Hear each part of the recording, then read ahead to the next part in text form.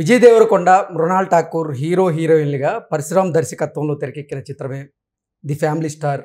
ఈరోజు ప్రపంచవ్యాప్తంగా తెలుగువారందరికీ కూడా దగ్గరయ్యేందుకు ది ఫ్యామిలీ స్టార్ మూవీ విడుదలైన సందర్భంగా అసలు ఈ మూవీ ఎలా ఉంది, ఈ మూవీ హిట్టా ఫటా అనే అంశానికి సంబంధించి మనతో మాట్లాడేందుకు ప్రముఖ ఫిలిం క్రిటిక్ దాసరి విజ్ఞాన్ మనతో ఉన్నారు. విజ్ఞాన్ గారితో మాట్లాడు. విజ్ఞాన్ గారు హాయ్ అండి. నమస్తే అండి. ఈరోజు the family star movie release అయింది. ఏంటి, ఎలా ఉంది మూవీ? పరశురామ్ డైరెక్షన్లో ఇంతకుముందు విజయ్ దేవరకొండ గీతా గోవిందం చేశాడు. సో ఆ తర్వాత అంటే అది అనుకోకుండా 100 కోట్ల సినిమా 100 కోట్లు వసూలు చేసింది. ఆ టైంలో విజయ్ దేవరకొండకి అంత మార్కెట్ ఉందా లేదా అనే టైంలో అంటే అప్పుడప్పుడే జస్ట్ అప్పుడు చిన్న చిన్న సినిమాలు హిట్ అయ్యే టైం అనమాట. సో సడన్గా ఈ సినిమా వచ్చేసరికి అరే ఈ సినిమా పర్వాలేదు, ఇతను కూడా 100 కోట్ల హీరో అనుకున్నాడు. ఆ తర్వాత మార్కెట్ అమాంతం పెరిగిపోయింది. నెక్స్ట్ పాన్ ఇండియా స్టార్ అయ్యాడు ఆల్మోస్ట్ లైగర్ సినిమాతో. తర్వాత చిన్నగా గ్రాఫ్ పడిపోయింది. ఎప్పుడెప్పుడా విజయ్ దేవరకొండ మంచి సినిమా హిట్ ఇస్తాడా అని ఎదురు చూసే వాళ్ళకి మొన్న ఖుషి కొంచెం ఊరట అని చెప్పుకోవచ్చు. కానీ ఖుషి సినిమా క్రెడిట్ అంతా కూడా ఆల్మోస్ట్ సమంత ఖచ్చితంగా ఇవ్వాలి, అంటే సమపాలుగా పంచుకుంది. తర్వాత ఇప్పుడు ఫ్యామిలీ స్టార్. సరే ఈ ఫ్యామిలీ స్టార్ విషయంలో ఈయన ఏమన్నా మెప్పించాడా అంటే పూర్తిగా యూత్ కాకుండా ఫ్యామిలీ కథతో వచ్చాడు.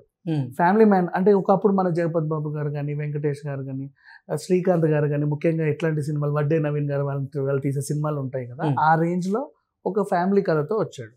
సరే ఇది ఎలా ఉందో చూసుకుంటే ఫస్ట్ ఈయన గోవర్ధన్, ఈయన పేరు. అక్కడ గోవింద్ ఎలాగో గీత గోవిందంలో ఇక్కడ గోవర్ధన్ అంటే సేమ్ అందులో ఉన్న క్యారెక్టరే ఇక్కడ పోషించినట్టే చెప్పుకోవచ్చు. పెద్దగా నటనకి స్కోప్ ఉన్న క్యారెక్టర్ అయితే కాదు, బట్ అఫ్ కోర్స్ ఈయన ఆల్రెడీ ఉద్దండు కాబట్టి నటనలో హీ పర్ఫార్మ్డ్ వెల్. కాకపోతే గోవర్ధన్ క్యారెక్టర్ ఏంటి, ఒక మిడిల్ క్లాస్ కన్స్ట్రక్షన్ కంపెనీలో పనిచేసే ఆయన. ఇద్దరు అన్నలు ఎందుకు అంటే ఇంట్లోనే ఉంటారు ఖాళీగా, మన రవి ప్రకాష్ ఇంకో రాజా చెంబోలు. వీళ్ళకి వైఫ్లుగా మన వాసుకి అభినయ నటించారు. ఈయన పెద్దనే తాగుబోతూ, చిన్ననే తిరుగుబోతూ, ఖాళీగానే ఉంటారు ఇంట్లో. వీళ్ళందరినీ పోషించే బాధ్యత నెత్తినేసుకున్నాడు గోవర్ధన్. అట్లా అట్లా సినిమా సాగుతూ ఉంటే ఇక మనకి ఎందుకు వీళ్ళని ఫ్యామిలీలను చూసి ప్రేమ పెళ్లి అవసరమా, ఇలా ఉంటే సరిపోతుందిలే అనుకున్న టైంలో ఇందు అనే ఒక అమ్మాయి పరిచయం అవుతుంది. ఆమె ఒక మంచి పెద్ద కన్స్ట్రక్షన్ కంపెనీ ఓనర్, సిఇఓకి కూతురు, మంచి డబ్బున్న వ్యక్తి మా అమ్మాయి అనమాట. సో ఫస్ట్ ప్రేమించకూడదు అనుకుంటారు. తర్వాత ఎందుకో ఈ అమ్మాయి ప్రేమలో పడతాడు. ఆ తర్వాత వీళ్ళకి పెళ్లి జరిగిందా లేదా, అసలు ఇంటర్వెల్ ట్విస్ట్ ఏంటి, అసలు వీళ్ళ కథ ఎంతవరకు వెళ్ళింది అనేది మనం తెర మీద చూడాల్సిందే.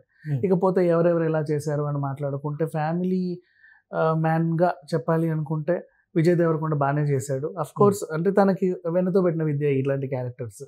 మృణాల్తో కెమిస్ట్రీ వర్కౌట్ అయింది అంటే ఒక విధంగా వర్కౌట్ అయింది, కానీ వీళ్ళిద్దరు ఎందుకు ప్రేమించుకున్నారో అర్థం కానటువంటిగా కథను మలుపు తిప్పాడు పరశురామ్ యాక్చువల్గా. ఇకపోతే క్యారెక్టర్ ఆర్టిస్టులుగా రవి ప్రకాష్ బాగానే చేశాడు, రాజా చెంబోలు బాగానే చేశాడు. కాకపోతే ఇక్కడ ఇంకో లాజిక్ లేదు. ఎప్పుడో చిన్నప్పుడు చిన్న గొడవ జరిగితే తాగుడుకు బానిస అయ్యాడు అనమాట రవి. అప్పటి నుంచి తాగుతానే ఉంటాడు, ఎందుకు తాగుతాడో తెలియదు. అంటే అదేం తాగుడు అనమాట. అంటే మరి అంత డీప్గా ఆయనకి హర్ట్ అయినటువంటి విషయం ఏంటంటే లాజిక్ లెస్. ఓకే. ఇంకా ఈ అమ్మాయి పెద్ద సిఇఓ కూతురు, బాగా డబ్బున్న అమ్మాయి, పిహెచ్డి చేయాలని కుతూహల పడతా ఉంటుంది. చాలా లాజిక్ లెస్ పాయింట్ అది. అంటే ఇట్లాంటి చిన్న చిన్న మిస్టేక్స్ అన్ని ఎందుకు పెట్టాడో తెలియదు, బట్ అట్లా కథ నడుపుకుంటూ వచ్చేసాడు పరశురామ్. అంటే కథ మీద ఎక్కువ దృష్టి పెట్టాల. బేసికల్లీ డబ్బున్న వాళ్ళు పిహెచ్డి చేయకూడదు. డబ్బున్న వాళ్ళు పిహెచ్డి ఈజీగా చేయొచ్చు, చాలా సింపుల్గా చేయొచ్చు. ఆమె తలుచుకుంటే 5 నిమిషాల పని అది. ఆమె తనలాడుతూ ఉంటుంది పిహెచ్డి చేయడానికి. అంటే ఆమెకి జీవితంలో అదొక పెద్ద కళలాగా చూపించాడు.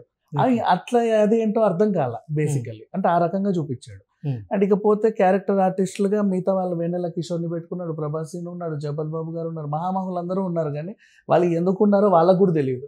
ఓకే. విజయ్ దేవరకొండ యాటిట్యూడ్ ఎలా ఉంది మరి? యాటిట్యూడ్ పర్ఫెక్ట్గా ఉంది. అంటే ఎలాగైతే గీతా గోవిందం నుంచి మాట్లాడుకుంటుంటే ఎందుకు గీతా గోవిందమే ప్రతిసారి తీసుకొస్తున్నాం అంటే డైరెక్టర్ అదే డైరెక్టర్ కదా, అప్పటికి ఇప్పటికి ఇతని చేత ఎలా చేయించుకున్నాడు అనే ఒక కంపారిజన్లో చెప్పుకోవచ్చు. అంటే విజయ్ దేవరకొండ మధ్యలో చాలా సినిమాలు చేశాడు, యాక్షన్ చేశాడు, లైగర్ లాంటి యాక్షన్ సినిమాలు చేశాడు, మన ఖుషి లాంటి మళ్ళీ లవ్ సినిమాలు చేశాడు. అయినప్పటికీ కూడా ఈ తరహా పాత్రల్లో ఆయన్ని డైరెక్టర్ ఎలా మలుచుకున్నాడు ఒకప్పుడు, అంటే ఆఫ్టర్ కొంచెం చాలా ఏళ్ళ గ్యాప్ తర్వాత ఎలా మలుచుకున్నాడు అంటే అప్పుడు రాబట్టుకున్న నటన ఇప్పుడు రాబట్టుకోలేకపోయాడు. అంటే స్క్రిప్ట్ అలా ఉంది. అంటే స్క్రిప్ట్ లో కానీ లేదా డైరెక్షన్ లో కానీ పరశురామ్ గారి మార్క్ ఎలా ఉందంటే ఏం చెప్తారు? Zero performance. అంటే అతను గీతా గోవిందం నక్కతోక దొక్కాడు అనుకోవాలి. మరి అదృష్టములో కథ అయిందో లేకపోతే కొంచెం తెచ్చుకున్నాడో, ఆ సినిమా ఎలాగోలాగో నడిపించాడు. బట్ ఇక్కడ అసలు కథ అంటూ ఏమీ లేదు, చాలా సింపుల్. ఆ విషయం ముందే వాళ్ళే చెప్పుకున్నారు. ఇది నార్మల్ కథ అండి, ఇదేం కొత్త కథ కాదు, మనందరిలో జరిగే కథే, మనందరి కుటుంబంలో జరిగే కథే, మీ అందరి కథే, ప్రతి ఒక్క కుటుంబం ఎలా స్ట్రగుల్ అవుతూ ఉంటుందో మిమ్మల్ని మీరు చూసుకుంటారని చెప్పుకొచ్చాడు. అఫ్ కోర్స్ కుటుంబ నేపథ్యంగా చూసుకుంటే ఫ్యామిలీస్ కి కనెక్ట్ అవుతుంది. అంటే రోజు మన ఇంట్లో జరిగే కథలే కదా బేసికల్లీ. ఇప్పుడు ఫర్ ఎగ్జాంపుల్ అమ్మ 1వ తారీఖు ఉంది, నెలంతా కష్టపడి శాలరీ కోసం ఎదురు చూసే ఫ్యామిలీస్ ఎలా ఉంటాయి అనేది చూపించారు, అందరికి కనెక్ట్ అవుతుంది. ఇందులో కూడా కొన్ని అంశాలు మిడిల్ క్లాస్ వాళ్ళకి బాగా కనెక్ట్ అవుతాయి, ప్రతి ఇంట్లో ఉంటారు అలాంటి వాళ్ళు. అంటే విజయ్ దేవరకొండ నుంచి ప్రతి ఒక్కరు ఆశించేది ఆయన లెవెల్ యాటిట్యూడ్, ఆ పర్ఫార్మెన్స్, ఇవన్నీ విజయ్ దేవరకొండ నుంచి మనం చూడొచ్చు ఆ సినిమాలో అంటే ఏం చెప్తారు? విజయ్ దేవరకొండ ఇచ్చాడు, ది బెస్ట్ పర్ఫార్మెన్స్ ఇచ్చాడు అని చెప్పుకోవచ్చు. మృణాల్ ఠాకూర్ కూడా ది బెస్ట్ ఇచ్చింది. వీళ్ళిద్దరి మధ్య కెమిస్ట్రీ కొంచెం అంటే ఒక రకంగా పంట కింద రాయిలా అనిపించింది. ఓకే, మ్యూజిక్ ఎలా ఉంది? మ్యూజిక్ గురించి చెప్పుకుంటే ఫస్ట్ నుంచే ఈ ట్యూన్స్ అన్ని కాపీ ట్యూన్స్ అని మార్కులు కొట్టుకుంటూ వచ్చారు. బ్యాక్గ్రౌండ్ స్కోర్ కూడా అంతగా ఏం మెప్పించలా, పాటలు కూడా కొంచెం చప్పచప్పగానే ఉండి, సినిమాకి ప్రధాన మైనస్ ఏమైనా ఉన్నాయంటే పాటలనే చెప్పుకోవచ్చు. గీతా గోవిందంలో పాటలు బాగా హిట్ అయినాయి, అందుకే అది ప్రజలకు దగ్గర అయింది. ఏంటి ఈ సినిమాలో పాటలు ఎవరికి కూడా అంత రిజిస్టర్ అయినట్లేవుగా, కనెక్ట్ అవ్వాలి. అదే గీతా గోవిందం హిట్ అయింది అంటే దాంట్లో 100లో 90% సాంగ్స్కి ఇచ్చుకోవచ్చు మనం. దీంట్లో అసలు ఏమీ లేదు. సినిమా కొద్దో గొప్ప నిలబడింది అంటే వీళ్ళ పర్ఫార్మెన్స్ వల్లే తప్ప పాటలు దాన్ని ఉద్ధరించింది ఏం లేదు. అది okay. Vijay Deverakonda mark fights, ఇంకా ఫైట్స్, యాక్షన్ ఇవన్నీ కూడా ఎంత తక్కువ మాట్లాడుకుంటే అంత మంచిది. అండ్ డైరెక్షన్లో మాత్రం చాలా లోపాలు ఉన్నాయి.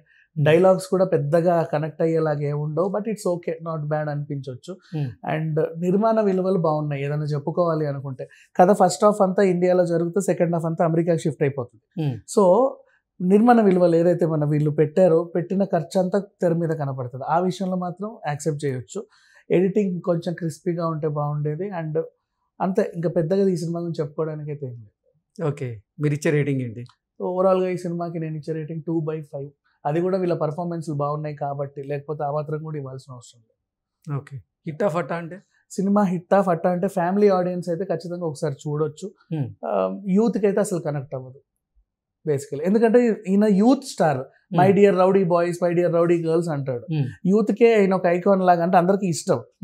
కానీ యూత్ ఎవరు కూడా ఈయనని ఆ యాంగిల్లో చూడలేరు. అండ్ అంత మెప్పించే అంశాలు కూడా ఏమి లేవు. గీతా గోవిందంలో పాటలు బాగా హిట్ అయినాయి, అందుకే అది ప్రజలకు దగ్గర అయింది. ఏంటి ఈ సినిమాలో పాటలు ఎవరికి కూడా అంత రిజిస్టర్ అయినట్లేవుగా, కనెక్ట్ అవ్వాలి. అదే గీతా గోవిందం హిట్ అయింది అంటే దాంట్లో 100లో 90% సాంగ్స్కి ఇచ్చుకోవచ్చు మనం. దీంట్లో అసలు ఏమీ లేదు. సినిమా కొద్దో గొప్ప నిలబడింది అంటే వీళ్ళ పర్ఫార్మెన్స్ వల్లే తప్ప పాటలు దాన్ని ఉద్ధరించింది ఏం లేదు. అది okay. Vijay Deverakonda mark fights, ఇంకా ఫైట్స్, యాక్షన్ ఇవన్నీ కూడా ఎంత తక్కువ మాట్లాడుకుంటే అంత మంచిది. అండ్ డైరెక్షన్లో మాత్రం చాలా లోపాలు ఉన్నాయి. డైలాగ్స్ కూడా పెద్దగా కనెక్ట్ అయ్యేలాగా ఏముండవు, but it's okay, not bad అనిపించవచ్చు. అండ్ నిర్మాణ విలువలు బాగున్నాయి. ఏదైనా చెప్పుకోవాలి అనుకుంటే కథ ఫస్ట్ హాఫ్ అంతా ఇండియాలో జరుగుతూ సెకండ్ హాఫ్ అంతా అమెరికాకి షిఫ్ట్ అయిపోతుంది. సో నిర్మాణ విలువలు ఏదైతే వీళ్ళు పెట్టిన ఖర్చు అంతా తెర మీద కనపడుతుంది. ఆ విషయంలో మాత్రం యాక్సెప్ట్ చేయొచ్చు. ఎడిటింగ్ కొంచెం క్రిస్పీగా ఉంటే బాగుండేది. అండ్ అంతే, ఇంకా పెద్దగా ఈ సినిమా గురించి చెప్పుకోవడానికి అయితే ఏం లేదు. ఓకే, మీరు ఇచ్చే రేటింగ్ ఏంటి? ఓవరాల్గా ఈ సినిమాకి నేను ఇచ్చే రేటింగ్ 2/5. అది కూడా వీళ్ళ పర్ఫార్మెన్స్లు బాగున్నాయి కాబట్టి, లేకపోతే ఆ మాత్రం కూడా ఇవ్వాల్సిన అవసరం లేదు.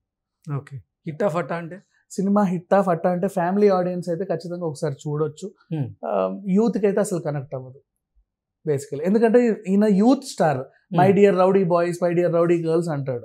యూత్కే ఈయన ఒక ఐకాన్ లాగా, అంటే అందరికీ ఇష్టం. కానీ యూత్ ఎవరు కూడా ఈయనని ఆ యాంగిల్లో చూడలేరు. అండ్ అంత మెప్పించే అంశాలు కూడా ఏమి లేవు.